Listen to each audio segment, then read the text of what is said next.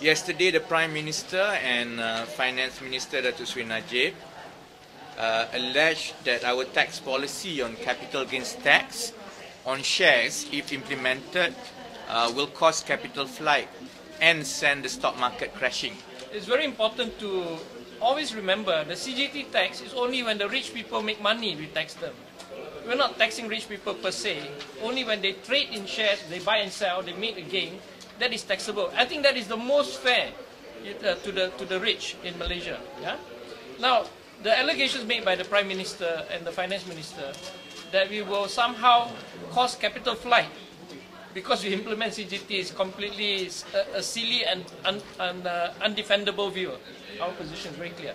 We know that a lot of countries in the world, in fact, the biggest economies in the world, I'll just list them down: United States, Germany, Japan, UK, Australia, all of them have CGT. You don't see them running away, taking billions and trillions of money, 800 billion out of their country to hide somewhere. So capital flight, as reported by Global Financial Integrity, yeah, GFI, and you all know about this report, you know, and the government acknowledges it. GFI has stated that, you know, Malaysia, the 800 billion plus have left, right? So we haven't implemented CGT, but 800 billion has left. So I think it's disingenuous of the Prime Minister to allege that putting a tax will chase people out. We know that, you know, the Prime Minister is also the Finance Minister, right? I think it's time for him to relinquish his post as Finance Minister, because obviously when he makes statements like this, unfounded, not argued out, that we're going to crash the market and cause capital flight, it shows that he's overworked. He's overworked because the budget shows clearly he got 22 billion under his portfolio at Prime Minister Department. He got another 40 billion under Finance Ministry. He got 66 billion. This man is running the whole country single-handedly.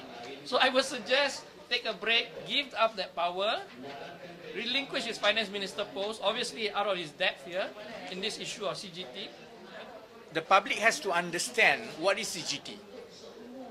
CGT is tax on profits of transactions on financial assets.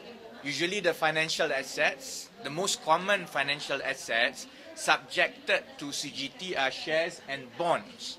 So only people who buy and sell bonds and shares will pay CGT. Sebab itu, CGT ini adalah cukai yang dikenakan ke atas keuntungan yang besar, tetapi yang melibatkan sejumlah rakyat Malaysia yang kecil. Because only very few people in Malaysia actually have the capital or access money to buy shares and to trade shares. Ini berbeza dengan GST.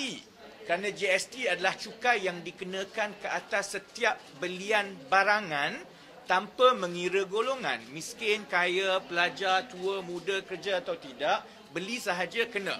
So that's why we make a very stark contradiction between our tax policy, which is we need to tax those in the rich bracket who benefit most from the excess wealth in the country, compared to the ends tax policy, which is only looking at GST, whereby most of the tax burden will be borne by the poorest and the majority of the people.